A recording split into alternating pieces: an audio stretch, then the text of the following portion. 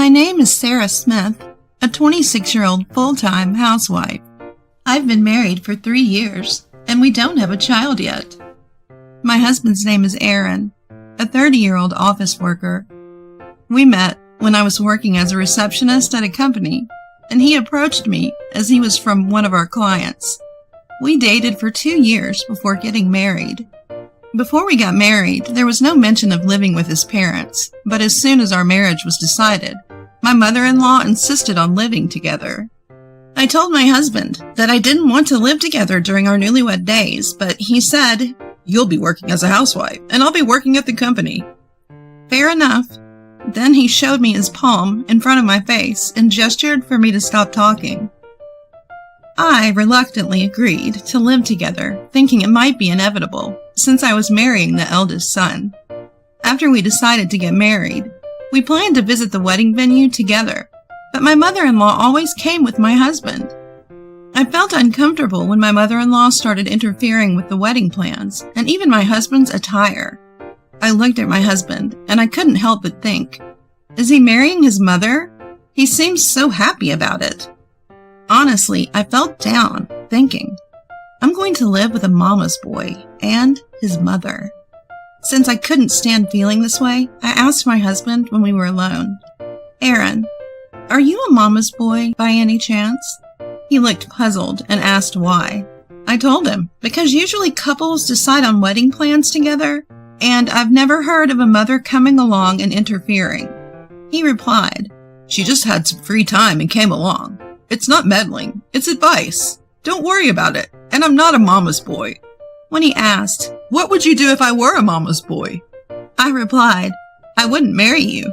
It would feel too uncomfortable, right?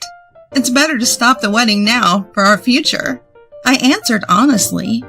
My husband said, "I'm not a mama's boy, and I'll protect you if my mother does anything to you," and laughed. So I decided to trust him and go ahead with the marriage. After that day, my mother-in-law never came to the wedding venue again. We had our wedding, moved our belongings into our room at his parents' house, and left for our honeymoon. When we returned and tried to unpack, we found that our room had already been tidied up. I was surprised to see that the furniture, which I had planned to buy later, was already set up. Everything from curtains to bedding was ready, and the room was prepared for us to live in immediately. I couldn't find my belongings, so I asked my husband about them. He replied, "You'll have to ask my mother. I don't know." So I went downstairs to ask my mother-in-law. I said, "Thank you for tidying up our room, but I can't find my things. Do you know where they are?" She replied, "Oh, your stuff? I threw away everything. I thought it was unnecessary."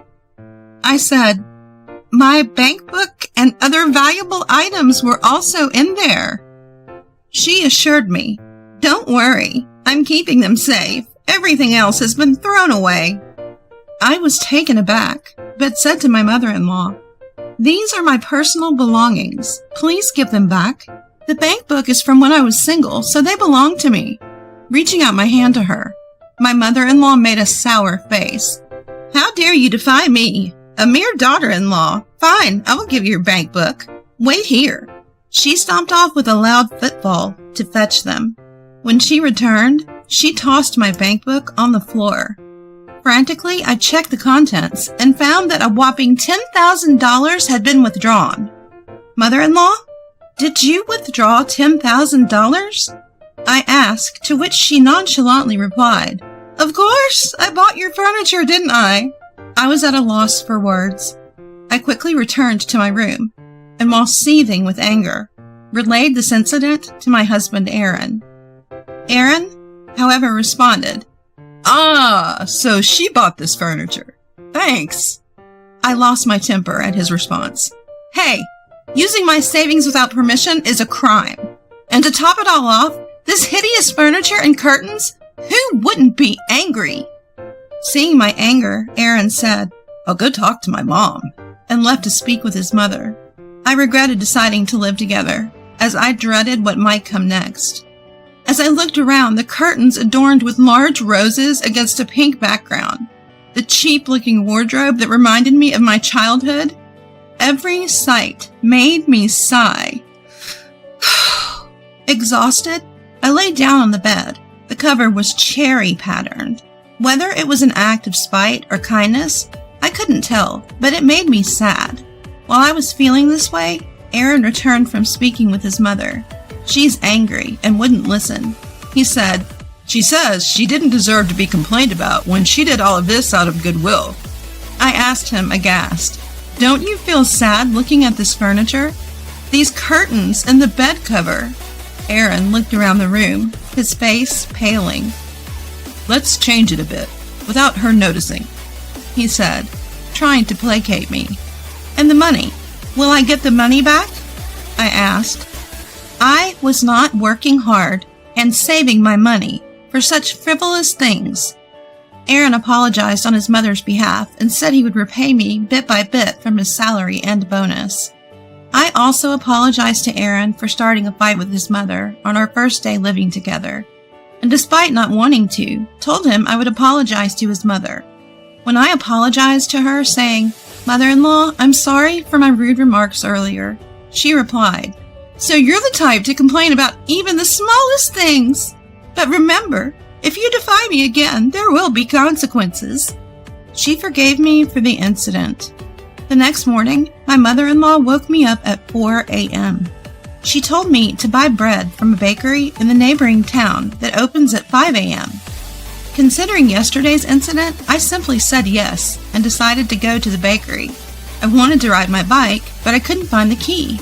I thought the key might still be on the bicycle, so I went outside, but the bicycle was nowhere to be found. It had probably been thrown away, so I decided to go for a run to the bakery. I changed into my sneakers, put on my favorite tunes, and ran through the city streets in the early morning. It felt wonderful. Returning with freshly bought bread, I was about to take a shower when my mother-in-law stopped me. "You're not working, so no need for the shower. Just wipe off your sweat with a towel," she scolded, throwing a towel at me.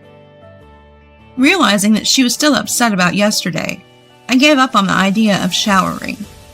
I prepared breakfast for my in-laws and my husband, checking the ingredients in the fridge. I enjoy cooking and can decide on a menu just by looking at the available ingredients. Although there weren't many, I managed to prepare breakfast, woke up my husband, and informed my in-laws that breakfast was ready. When my in-laws and husband sat at the table, I was about to join them when my mother-in-law said, "You can't eat with us. You're the daughter-in-law, right? You should eat after we're finished and the cleanup is done." And she wouldn't let me sit at the table. I looked at my husband, but he avoided my gaze, acting as if he didn't know what was happening. "Are these house rules from the 1950s? I muttered to myself. But I obeyed my mother-in-law nonetheless. When my husband was leaving, he mouthed, "Sorry," to me and bowed his head in apology. I couldn't help but chuckle at his gesture. I thought to myself, my husband isn't considerate, and I need to make this house a place he wants to come back to. I told my mother-in-law, "I'll start with the cleaning," and began to tidy up. She was sitting on the couch, occasionally glancing my way, but never responding. Because my mother-in-law was around, I decided to clean the living room last, keeping busy with laundry and cleaning the rest of the house.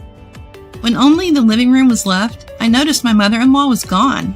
After the cleaning was done and I was about to make some tea, I noticed a small window next to the fridge was open, and I could hear my mother-in-law's voice. It seemed she was talking with a neighbor. As I casually sipped my tea, I realized she was talking about me. She was telling the neighbor that I had taken her bank book and she had no money to spend freely. Unable to hold back, I confronted my mother-in-law when she returned to the house. "Please, don't lie to the neighbors. When did I ever take your bank book?" I asked. Startled, she quickly closed the window and yelled, "Just do whatever you want," before storming off to her bedroom. Realizing that this could create an uncomfortable situation for my husband, caught between his mother and me, I decided to try and be more understanding towards my mother-in-law. but she continued to act as if I wasn't there. Even when I tried to engage her in conversation, she ignored me as if I were invisible. My father-in-law was also a non-entity, unable to oppose his domineering wife. He was the head of a veterinary clinic, a quiet man who started talking to me little by little. When the clinic was closed on a Wednesday, I had a chance to have a long chat with him. "You know, she's told me she's okay with getting a divorce," he confided. "But since you're still together, she can't be serious. Maybe she's testing your affection, huh? You're certainly loved, aren't you?" We shared a laugh, listening to each other's complaints. Behind the scenes, I felt like I had an ally. My only solace was my father-in-law. Thanks to him, I never vented my complaints or frustrations about my mother-in-law to my husband. It seemed my mother-in-law was complaining about me to my husband. Whenever my husband told me about what my mother-in-law was saying, I would respond with, "I'm sorry, I'll be careful," to put him at ease. No matter how much mother-in-law ignored me, I worked hard and didn't slack off in household chores. Despite this, she continued to treat me as if I was invisible. I was fortunate to have a good relationship with the neighbors. In the midst of all this, my husband's job became busy, and his business trips increased. When my husband was away on business, I dreaded the increased time I had to spend alone with my mother-in-law. Whenever my husband would call, which was rare, I would tell him that I was getting along without any conflicts with mother-in-law. I sincerely hoped that I could get along with her someday. Even though she treated me like air, I never stopped trying to talk to her. I believed that the only way to improve our relationship was to show my mother-in-law, my future self. So I worked hard in everything I could. I continued my routine of waking up early and running to the bakery, which I had been doing since the day we got married. Before I knew it, 3 years had passed since our marriage. As usual, mother-in-law treated both me and father-in-law as if we were air. And I continued to find opportunities to talk with father-in-law when mother-in-law was not around. Then one day, father-in-law, unusually serious, told me, "Mother-in-law is going on a trip soon. Depending on how that goes, I might leave this house." I tried to ask him what he meant, but he said, "I can't tell you now," and didn't elaborate. I was saddened by the thought of father-in-law leaving and couldn't help but cry.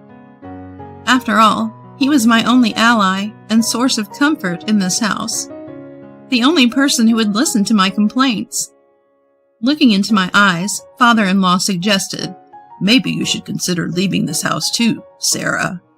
I asked him what he meant, but all he said was, "I can't tell you yet."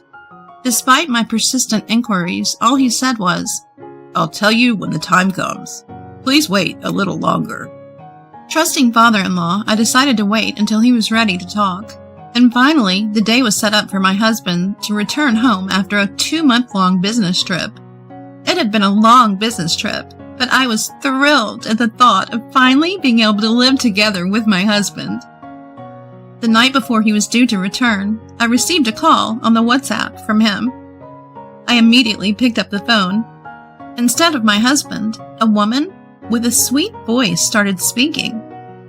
"Nice to meet you. Are you Aaron's wife?" "If you mean my husband, then yes," I replied.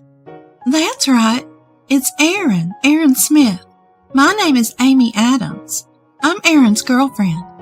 I'll give him back to you tomorrow." She giggled. "What kind of relationship do you have with him? Please tell me again." "I told you, I'm his girlfriend." She giggled again. "Do you mean you're his mistress?" "No, I'm his girlfriend, and we're planning to get married." Amy, sounding slightly irritated, came off as either drunk or immature. "I see. How did you meet?" "I'm a temp worker at Aaron's company." She laughed. Something about the way Amy kept giggling gave me the sense that she'd spill the beans if provoked. So I decided to push her buttons a bit. "Oh, my husband Aaron has been very kind to me. He says he won't have to go on business trips anymore. So I'm really looking forward to our life together." I giggled back. "No more business trips." Did Aaron tell you that? Yes, we were thinking about starting a family soon. We've been talking about it a lot. Oh, it's so embarrassing. I laughed. That's impossible. I'm already pregnant with his child. I was taken aback. Amy had just told me that she was pregnant with my husband's child. You know your mother-in-law doesn't even recognize you as her daughter-in-law, right? Why don't you just get a divorce? She chuckled. I was surprised that Amy mentioned mother-in-law, and that brought me back to my senses. Did my mother-in-law say that? Well. I laughed, not knowing how else to respond to the mention of my mother-in-law. Amy, perhaps feeling belittled, angrily replied, Have you ever gone on a trip with your mother-in-law? Because I have. The four of us had a great time. She then sent a picture over WhatsApp. In the picture were my husband and mother-in-law in summer dress, a woman who looked like Amy, and a man who appeared to be about the same age as my husband. I asked, "Who's this man?" And Amy giggled. Oh, I can't tell you that. It's a secret. Are you jealous that I'm close with Aaron and your mother-in-law? I thought to myself, these people are disgusting. Did you just run into them by chance on a trip? I'm not jealous at all. After all, we're married. Amy responded by sending dozens of pictures of her and my husband without a word. I quickly saved them all. Among them were several pictures of my mother-in-law cozying up with a man. All this doesn't really prove anything. There's no way my husband would betray me. Well, thank you for your time, I said, pretending to hang up the phone. Wait. I have proof. Just wait. I waited in silence. She then sent screenshots of her WhatsApp conversation with my husband. There were many of them, and I saved every single one. Then I said, "Thank you," and hung up the phone. As soon as I hung up, I burst into tears. I had trusted him. I thought he loved me. I thought he was on my side. I loved him. My emotions were a whirlwind. The confident me who was taunting Amy just a while ago was gone. I stormed out of the house and headed for my father's office. I threw open the door to my father's office and tearfully asked, "Where's my dad?"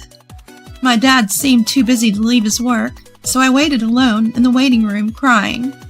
After a while, my dad took a break from his work and came to see me. I apologized to my dad for showing up out of the blue and told him everything. Dad said, "You're like me. You can't stand injustice." With a smile, he added, "You know, crying won't solve anything, right?"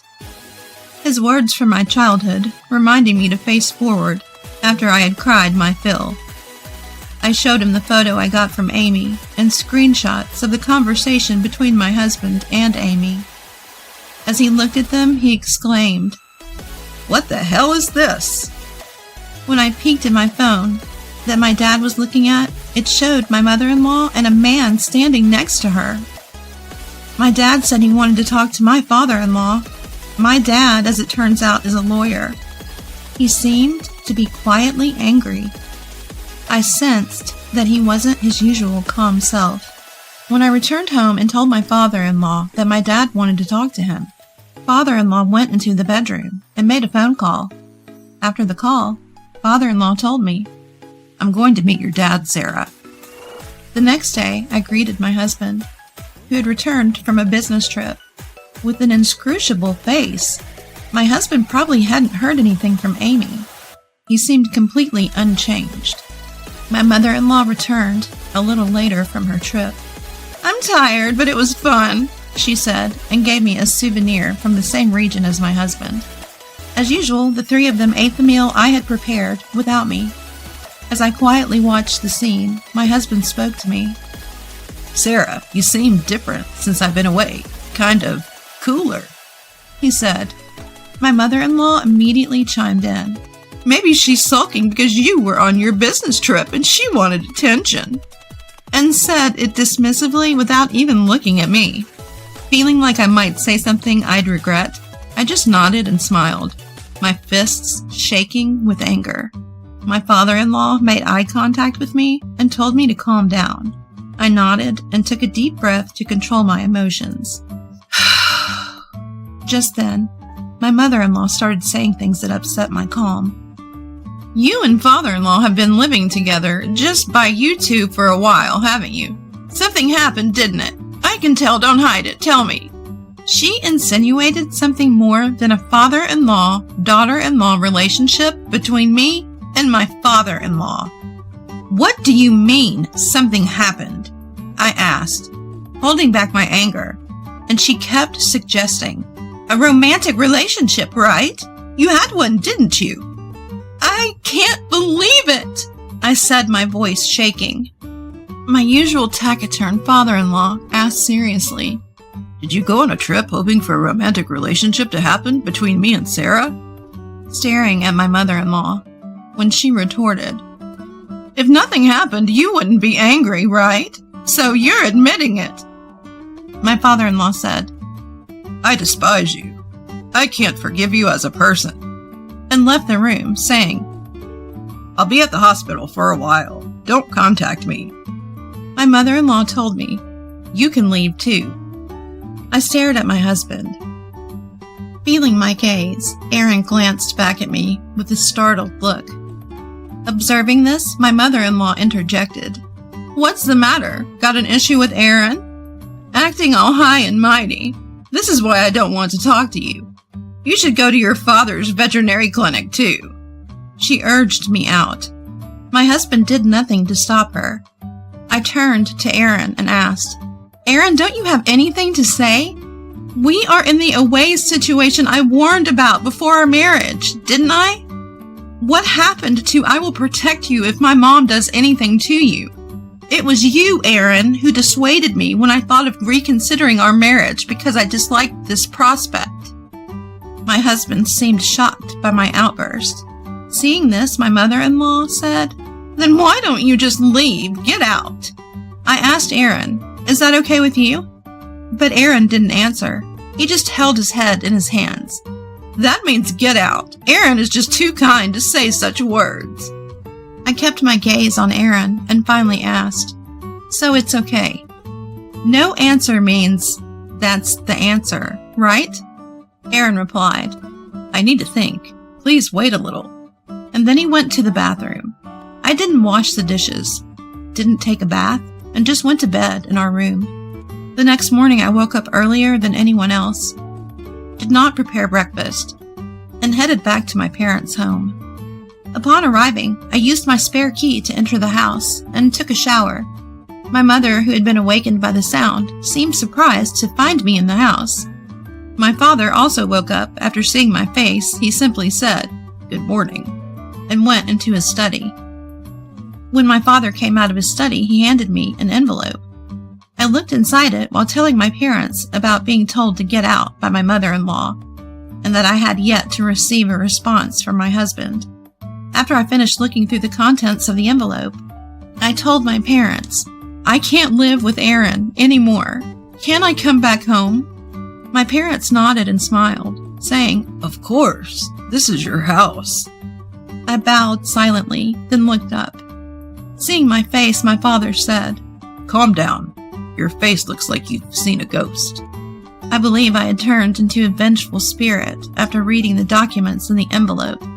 The betrayal by my husband and the unwarranted harassment and verbal abuse from my mother-in-law were swirling around in my head, along with the images.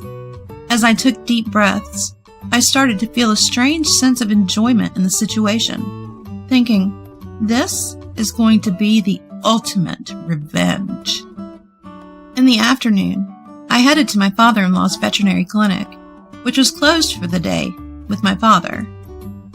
My father-in-law, seeing me, called out, "Sarah, are you all right?" He seemed worried about whether I had been able to sleep or eat. I simply replied, "I'm fine." Seeing my expression, he smiled, seeming relieved. From there, my father-in-law, and I had a discussion, and we decided to take action the next day. First, I called Aaron during his lunch break and arranged to meet him at a diner after work. My husband came panting to the seat where I was waiting. "Why didn't you answer after so many calls? Where have you been? What happened?" He bombarded me with questions. I took deep breaths as my father had advised me, trying to calm myself. "I'm sorry for leaving without saying anything. I was just wandering around the city. You know best what happened, don't you?" I said, playing the part of the brave woman with a smile, even though my eyes were teary. Today, I needed to act like a great actress when dealing with my husband. Pretending to hold back tears, I turned around and put eye drops in one eye. My husband, misunderstanding that I was crying for him, muttered, "I'm sorry." He must have thought a message had come from me since I left home. But when he opened our chat room on WhatsApp, he found call records and a lot of pictures and thought he had been exposed. With a very flustered look on his face, my husband said, "I did meet with her, but there's nothing between us. I only love you, Sarah. If you're mad about us meeting, I won't do it again, so please forgive me." A storm of false excuses and apologies. I brushed off my husband's hand when he tried to hold mine and said, "I love you too, but..." With a handkerchief to my eye, I fake cried and said with a shaky voice, "Amy is carrying your child, isn't she?" After saying this somewhat excitedly, I said it more quietly, "Don't let the child suffer. This is my last request to you." Playing the part of a brave woman who steps back because the woman her husband cheated with is pregnant. My husband kept saying, "I'm sorry," and cried, saying, "But I only love you, Sarah, and that will never change," repeating cliched lines. My husband felt more guilty than necessary and told me he would give me all of his savings and pay me $20,000 as compensation. It seemed like he wanted to make sure I wouldn't struggle, even if we divorced. I called my father and had him fill out and stamp the divorce papers, and also had him stamp the pledge we created. My husband apologized to my father, but my father dismissed him, saying, "Thanks for the days you spent with my daughter," and left the diner with me. Then I went to my in-laws' house to pack my things. Most of the stuff had been thrown away by my mother-in-law, so all I had was one large bag. My mother-in-law came in and asked with a smirk, "You're moving out?" I replied, "I'm leaving now. Thank you for everything," and headed back home with a spring in my step. As I was unpacking and tidying up at home, I got another WhatsApp call on my phone. I had a feeling that it was a call from Amy to gloat. Sure enough, it was Amy on the phone. "How does it feel to be a loser ex-wife? I'm on top of the world. There's no man I can't have, huh?" She began with her usual gloating. I calmly responded, "Good for you. Be happy." "You told him you loved him. Heartbroken? Huh?" I was hurt. "I think a letter will arrive for you later, so please take care of it," I said, and hung up. I was excited, thinking about what was to come. I couldn't wait to see the final stage of the scenario my father had thought up. A few days later, my ex-husband and a woman named Amy sent me alimony. Normally, that would have been the end of it, but for me, it wasn't over just yet. Months later, the time I had been waiting for finally arrived. I received a frantic call from my mother-in-law. "It's all your fault that the house is a mess. Come back and do something about it. And what's with this certified letter you're talking about?" Pretending to be unaware, I asked her, "Calm down and explain what is going on." She was in such a state of panic that it took her a while to calm down. "If you can't talk about it, I'm going to hang up. I'm just an outsider now," I said. She begged me to wait, and then began to explain one thing at a time. Firstly, she told me that my ex-husband and Amy got married last month, but Amy already had 4 children, who she brought along when she moved into my ex-husband's parents' house. The unruly behavior of the kids and Amy's lack of effort in managing household chores and childcare had caused chaos in the house. My ex-husband was in a panic, claiming, "I didn't know about Amy's 4 kids." The alimony I received was reluctantly paid by my mother-in-law after Amy told her that she was going to give birth to her grandchildren. Next, she addressed the certified letter I sent her. It was regarding the repayment of the $10,000 she had taken from my savings without my permission. I asked my father if we could sue her, since she was technically still family, to which he responded with a smirk. "Suing is always an option." My mother-in-law was terrified by the letter and begged me, saying that, "I promised to repay the money, so don't sue me." I agreed, as long as she would return it. She also told me about Amy's current situation. My ex-husband said in front of Amy, "I shouldn't have cheated," and expressed his desire to get back together with me, causing her to become hysterical. My ex was crying out my name, while his new wife was going insane and their children were running wild. My mother-in-law exclaimed, "I feel like I'm going to lose my mind." Eventually, my mother-in-law received divorce papers from my father-in-law, and she was also being sued for compensation due to the affair. My father, who happened to be my father-in-law's lawyer, asked me to try to stop the divorce. When I heard about the current situation in my in-laws' home, I realized that everything had gone according to my father's plan. Both my father-in-law, my father, and I knew from a private investigator's report that Amy had 4 children.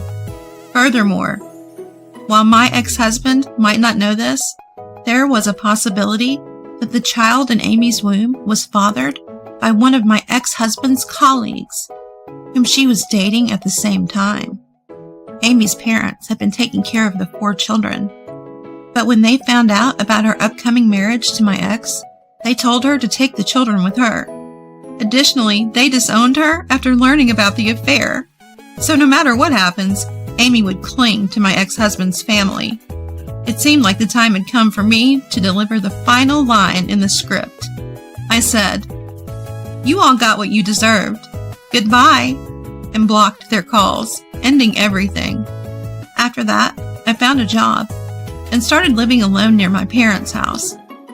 My father-in-law expanded his veterinary clinic and turned it into a residence. When I went to check on him, I was struck by his words. "Maybe I'm happier with animals as my family," he said, as he happily lived with his newly adopted corgi. Witnessing the miserable fate of my mother-in-law, ex-husband, and Amy, I decided to treat others with kindness. How many people actually have good relationships with their mother-in-law? I've often wondered about that, given my rocky relationship with my mother-in-law, Mary. Don't get me wrong, I never disliked Mary. In fact, I always wanted to get along with her. But from the very beginning of our marriage, Mary has been bending my intentions out of shape. My husband and I got married 4 years ago. We met through mutual friends and hit it off right away, starting to date. On our 3rd anniversary, he proposed. He's not much of a talker, but he's always been kind and calming, a real rock for me. So when he proposed, there was no hesitation. I said yes, and we happily tied the knot. As for my father-in-law and mother-in-law, I never had any particular thoughts about them. During family meetings, our conversations were always pleasant. No snide comments or anything. I figured we'd just keep a healthy distance and get along fine. Then came our first Christmas after getting married, and that's when the drama started. At the time, I was pregnant with our daughter. While I wasn't showing much yet, I was trying to take it easy because it was my first pregnancy. But when we arrived at my in-laws' house for the holidays, Mary immediately put me to work preparing the Christmas dinner. My husband was busy drinking with my father-in-law, Bob, and didn't notice how I was being treated. Mary had me cooking, cleaning, and running around nonstop. When I tried to rest because of the baby, she would say, "What are you doing just sitting there? You need to know your place. Just because you're pregnant doesn't mean you can slack off." She would force me back to my feet and keep ordering me around. I followed all her instructions, yet the next set of orders came instantly. So much for relaxing during the holiday break. I never expected our first visit to the in-laws' house to be this exhausting. By the time we got back in the car, I was completely drained. My husband should have noticed what was happening between Mary and me, and it frustrated me that he didn't seem to care. But he had been enjoying his time talking and drinking with Bob, so maybe he just wasn't paying attention to me. I couldn't bring myself to confront him about it. After that, our daughter was born, and during the following summer, we went to my parents' house. My parents live about an hour away from our apartment, just like my in-laws, so we visit them every few months. However, Christmas at the in-laws became an annual tradition. But the pressure to visit them more often increased after our daughter was born. It might just be because they want to see her, but for me, it's been a source of stress. Every time I go to the in-laws, I know I won't be able to relax, and Mary will always have some sort of task for me. I knew all too well what I was getting into, and if it were up to me, I wouldn't have gone. But my daughter was still young, and I couldn't just leave her behind. My husband, as clueless as ever, didn't seem to notice that Mary was making my life miserable. The only one who seemed to get it was Bob, but he's practically invisible at the in-laws' house. He never says anything to Mary. Mary knows this, so she doesn't openly harass me when my husband is around.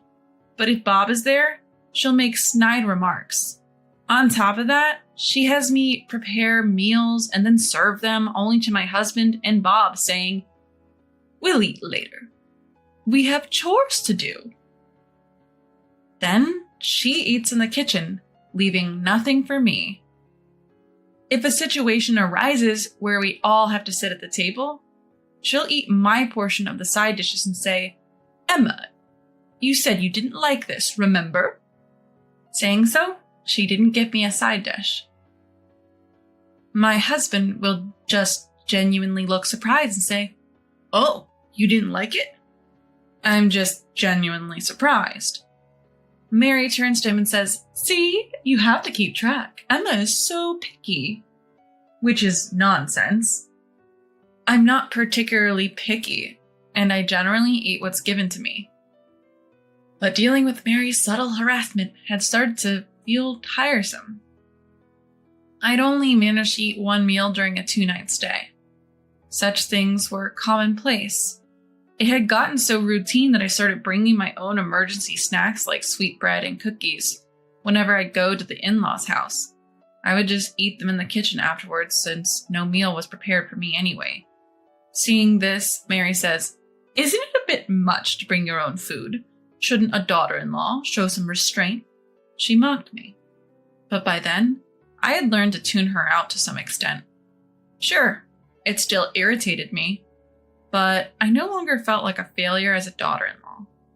This continued for several years after my daughter was born, and by the 5th year of our marriage, I was pregnant with our second child. We went to the in-laws' house for Christmas that year, as is customary. But for some reason, my husband was acting a bit strange this time. As soon as we arrived at the in-laws' house, Mary was on me as usual. "Emma, can you help with the Christmas dinner?" That's what I was told. Knowing that helping really meant doing it all myself, I simply said, "All right."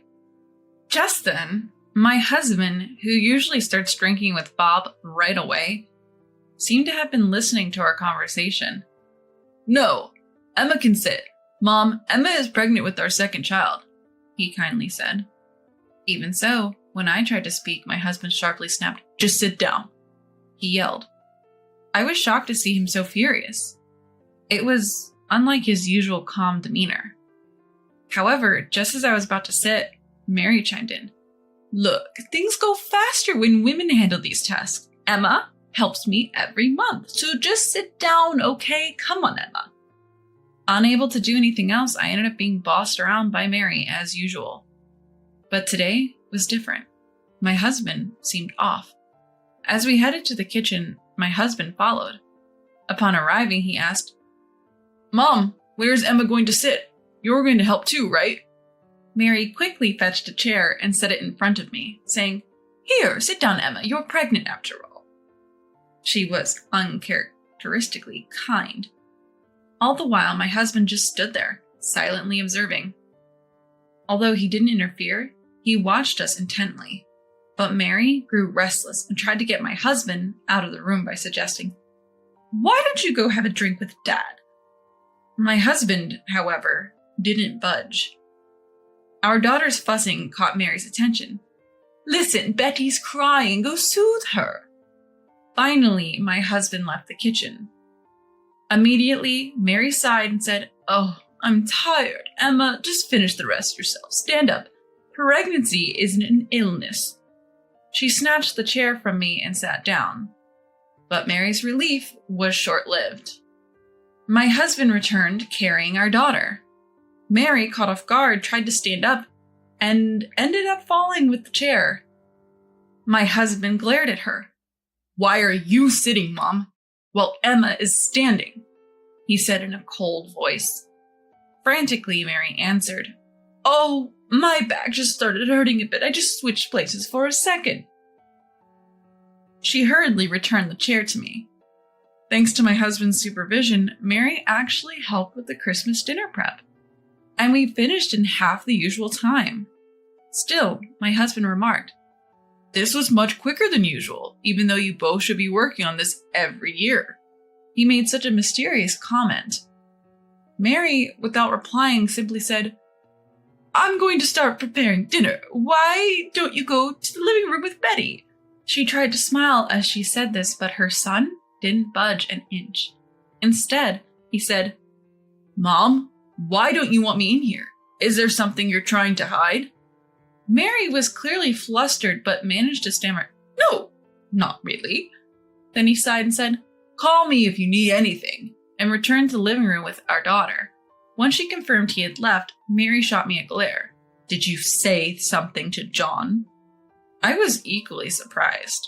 I never thought my husband would behave like this. "I haven't said anything. I don't know what you're talking about." Exhaling a sigh, Mary said, "Fine, whatever. After dinner, you'll be cleaning upstairs. You know the drill. You do it every year."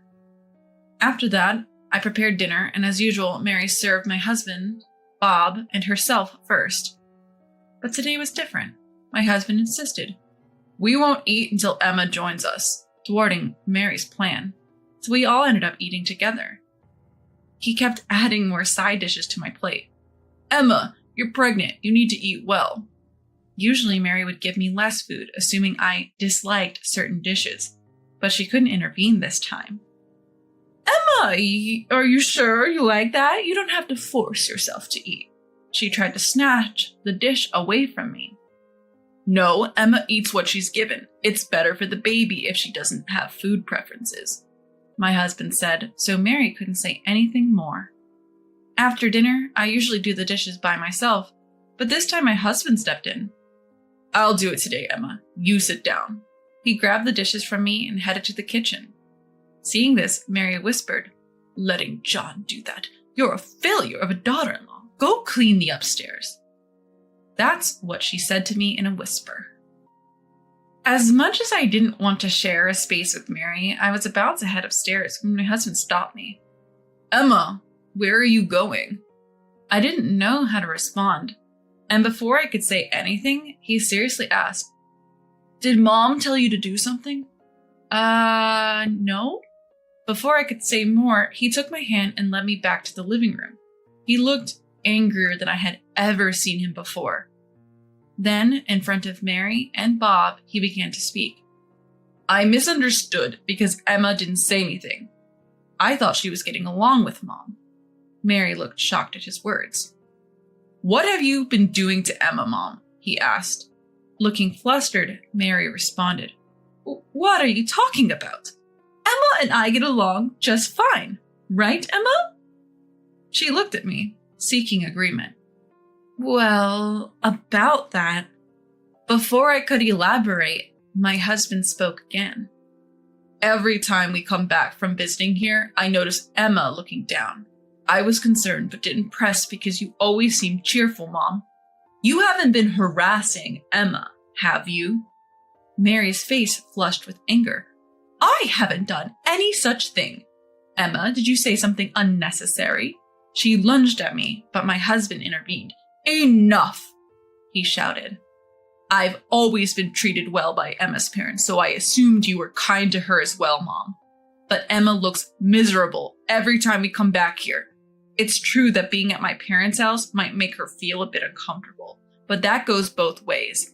Yet I have never felt unhappy when I'm at her parents' place. They're really good people. My husband's eyes were filled with tears.